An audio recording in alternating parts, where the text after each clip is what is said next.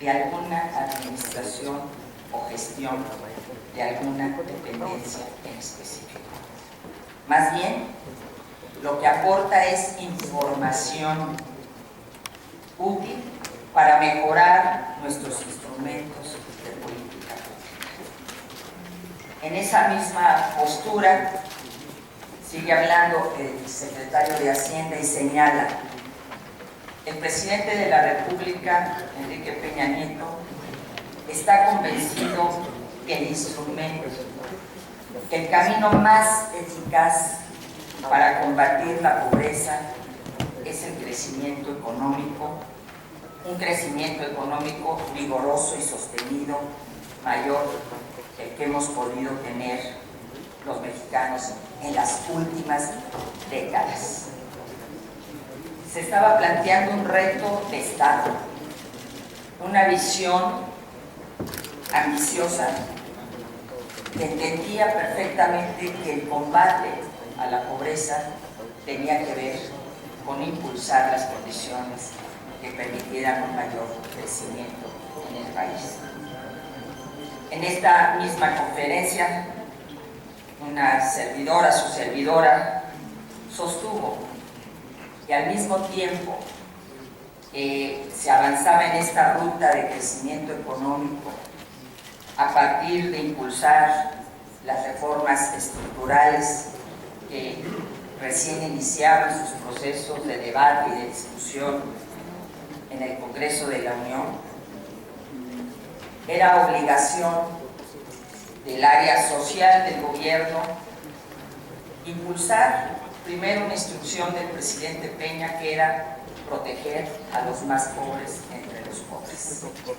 Que mientras este crecimiento económico maduraba, mientras había un mayor crecimiento, más empleos, más ingreso, una mejor distribución del ingreso, había que establecer una estrategia que nos permitiera proteger a los más pobres entre los pobres y profundizar la instrucción que desde el primer día de su gobierno nos dio el presidente Enrique Peña Nieto, que era impulsar la Cruzada Nacional contra el Hambre, destinada a disminuir la pobreza extrema alimentaria de 7.1 millones de mexicanos y mexicanas. Y que al mismo tiempo había que avanzar en un rediseño de los programas sociales, desde luego atendiendo a sus éxitos, porque algunos de ellos los habían tenido, pero también mejorando y entendiendo que no era suficiente con la transferencia monetaria para romper con el círculo intergeneracional de la pobreza. Estos programas habían sido muy importantes para contener, para moderar la pobreza, pero no para resolverla. Traigo a colación este punto de vista porque estoy absolutamente convencida que el debate sobre el combate a la pobreza, en la discusión sobre el combate a la pobreza, tiene que estar ajeno a los tintes políticos y partidarios. Se trata de poner en marcha una visión de Estado. Estamos hablando de la vida de 55 millones de mexicanos. Estamos hablando de millones de mexicanos que viven en condición de pobreza extrema y que lo que merecen es poder ejercer plenamente los derechos económicos y sociales que consagra nuestra Constitución. Y eso requiere la voluntad de todos, la suma de esfuerzos.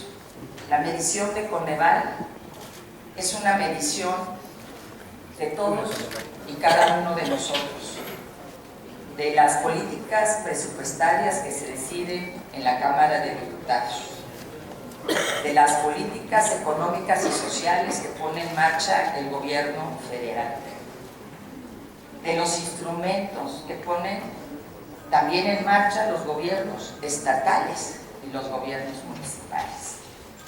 Es la suma de todos, del trabajo de todos y del trabajo de todos depende que podamos encarar este desafío que sigue siendo uno de los más importantes para nuestro país. Diciendo esto, quisiera ir conociendo, además, porque tuve oportunidad de seguir de alguna manera la intervención del director de Coneval, Gonzalo Hernández de Cona, quisiera pasar a aclarar algunos aspectos que han estado en debate de la opinión pública y que creo que es pertinente precisar.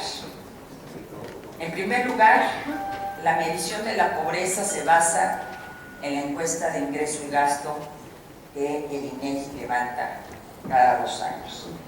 En esta encuesta, como ustedes pueden observar en la lámina que tienen a su alcance, tomando exclusivamente la encuesta que está dirigida a 21.400 hogares, tenemos que el ingreso medio de los mexicanos disminuyó en un 3.5%.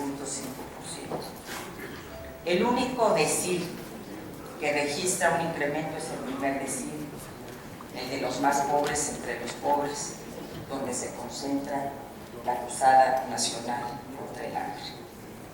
Pero es muy importante señalar que al mismo tiempo que el INEGI levanta la encuesta de ingreso y gasto, levanta el módulo de condiciones socioeconómicas a petición de Coneval, porque este módulo de condiciones socioeconómicas permite ampliar la información, además del ingreso, a las carencias, porque no podemos olvidar que desde 2008, por ley en este país, la pobreza se mide de manera multidimensional.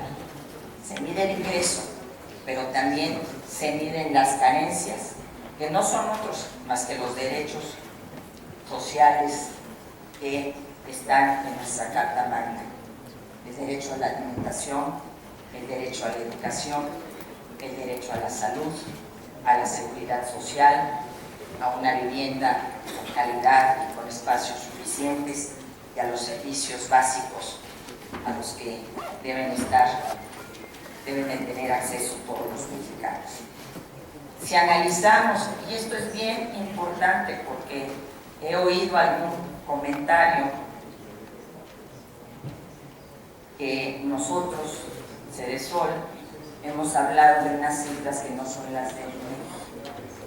Las cifras que les estoy proporcionando en segundo lugar son del INEGI. Están en su página, las pueden consultar. Se desprenden del módulo de condiciones socioeconómicas, que la única diferencia que tiene es que, además de medir las carencias, la muestra es mayor y en consecuencia más representativa. Estamos hablando de 64.500 encuestados.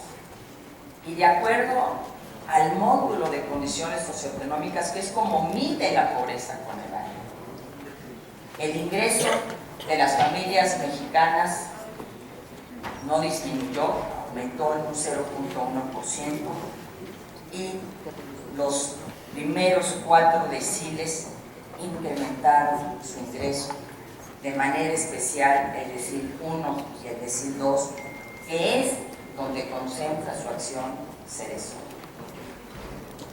En este caso, el decil 1 incrementó su ingreso en 6.2%, el decil 2 en 3.7%, y tanto el tercer decil como el cuarto también incrementan sus ingresos. Esto nos habla de focalización, nos habla de que los programas, particularmente de transferencias monetarias, están llegando a la población que debe de llegar. Nos habla de que el ingreso en esos segmentos mejoró. También mejoró la pobreza extrema, que es justamente el ámbito de participación de la Secretaría de Desarrollo Social, porque estaríamos mal si pensáramos que la política social del gobierno se reduce a Ceresol. Cuando hablamos de carencias, hablamos de una visión transversal.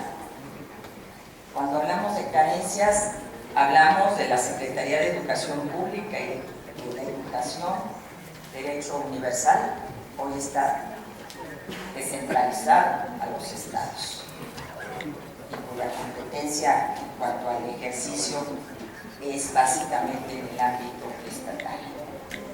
Cuando hablamos de salud, hablamos de la Secretaría de Salud, también descentralizada a los estados. Cuando hablamos de vivienda, de calidad y espacio de la vivienda, no solo estamos hablando de Ceresol, que es un programa de zonas prioritarias, sino estamos hablando de la SEDATU, estamos hablando de un instrumento muy importante del cual hemos retomado la rectoría que se había perdido, un instrumento de combate a la pobreza que es el Fondo de Aportaciones a la Infraestructura Social.